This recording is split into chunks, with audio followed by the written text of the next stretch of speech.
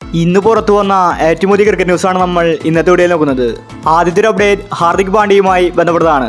Hardik പാണ്ഡ്യയെ Mumbai Indians trade ചെയ്തിട്ടുണ്ടായിരുന്നു. 15 കോടി കൊടുത്താണ് ട്രേഡ് ചെയ്തത്. എന്നാൽ ഇപ്പോൾ പുറത്തുവരുന്ന കണക്കുകൾ അങ്ങനെയല്ല.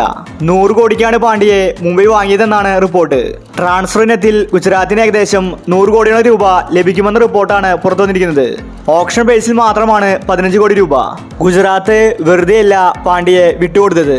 പാണ്ഡ്യ കൊടുത്തപ്പോൾ 100 കോടിയാണ് ഗുജറാത്തിന് കിട്ടിയത്. ഗുജറാത്തിന്റെ ഉടമകളായ CVC ക്യാപിറ്റൽസിനാണ് ഈ പൈസ കിട്ടിയത്.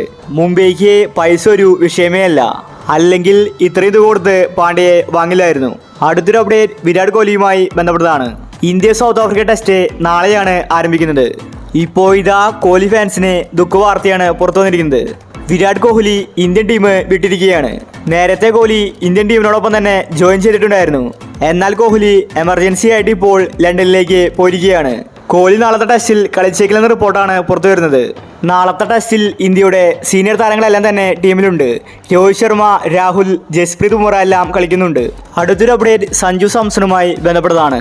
കേരളത്തിന്റെ രഞ്ജി ട്രോഫിക്കുള്ള ടീമിനെ ഇപ്പോൾ പ്രഖ്യാപിച്ചിരിക്കുകയാണ്. സഞ്ജു സാംസണിനെ ക്യാപ്റ്റനായിട്ടാണ് പ്രഖ്യാപിച്ചിരിക്കുന്നത്. രോഹൻ കുന്നുമേലാണ് വൈസ് ക്യാപ്റ്റൻ. സച്ചിൻ ബേബി, ജലജ് സക്സേന തുടങ്ങിയ താരങ്ങൾ ടീമിലുണ്ട്. 16 ടീമിനെയാണ് ഇപ്പോൾ പ്രഖ്യാപിച്ചിരിക്കുന്നത്. ജനുവരി 12-നാണ് കേരളത്തിന്റെ ആദ്യ മത്സരം. സഞ്ജു ഇപ്പോൾ രണ്ടും കൽപ്പിച്ചാണ്. രഞ്ജി ട്രോഫിയിൽ മികച്ച കളി കാഴ്ചവെച്ച് ഇന്ത്യയുടെ ടെസ്റ്റ് ടീമിലേക്ക് ചേക്കേറാനാണ് സഞ്ജുവിന്റെ പദ്ധതി. ഇന്ത്യയുടെ എല്ലാ ഫോർമാറ്റും കളിച്ചാലേ ഇനി സഞ്ജുവിന് രക്ഷയുള്ളൂ. കഴിഞ്ഞ കളി സഞ്ജു സെഞ്ചുറി അടിച്ചപ്പോൾ താരത്തിന്റെ മുഖച്ഛായ തന്നെ മാറിയിരിക്കുകയാണ്. സഞ്ജുവിനെ കേരള ടീം ക്യാപ്റ്റനായി പ്രഖ്യാപിക്കുകയും ചെയ്തു. ഇനി രഞ്ജി ട്രോഫിയിലായിരിക്കും സഞ്ജുവിന്റെ അടുത്ത വെടിക്കെട്ട്.